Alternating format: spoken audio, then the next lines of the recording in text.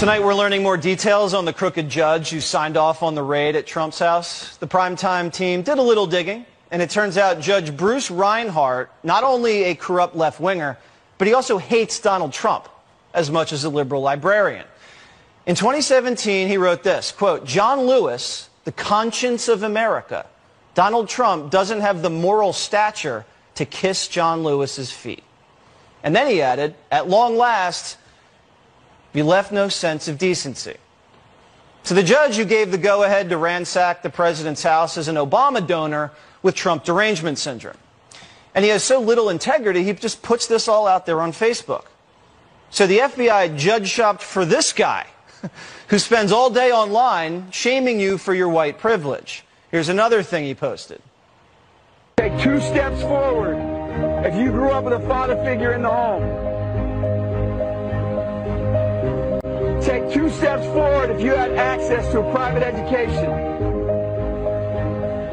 I want you guys up here in the front just to turn around and look. We don't want to recognize that we've been given a head start, but the reality is we have. So you have a liberal librarian working with a corrupt FBI to get some radical, fanatic, CRT-loving judge to sign off on a warrant to just raid the president's house, the president that they all hate. Oh, and the judges?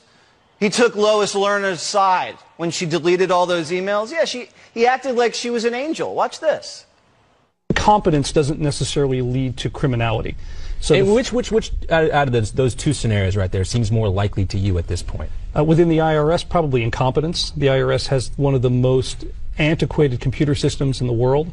And the fact that emails could have disappeared without Ms. Lerner knowing about it or Ms. Lerner being involved is entirely credible to me. At the end of the day, what originally happened here is probably not a crime.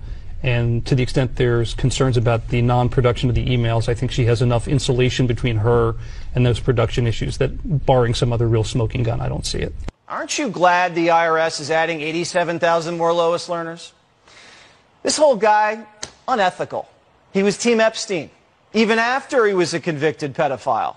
And he cheated the system to get there. You see, Reinhart worked for the South Florida U.S. Attorney's Office during the beginning of the Epstein investigation. He was on the prosecution side. And then, after Epstein was giving that, like, mysterious sweetheart deal, Reinhart switched sides, went on the defense, and represented all of Epstein's employees, like his pilots and his scheduler. Now, usually when a person helps facilitate a child rape, they get in trouble. But this Reinhart guy got his friends out of trouble. They didn't even flip on Epstein. You know, usually when you fly kids to get raped in an island, you usually get punished for that or scheduled a rape. Usually you go to jail. This Trump-hating judge made sure these guys didn't go to jail. I mean, you can't even look into this judge because his bio has been scrubbed from the official government website.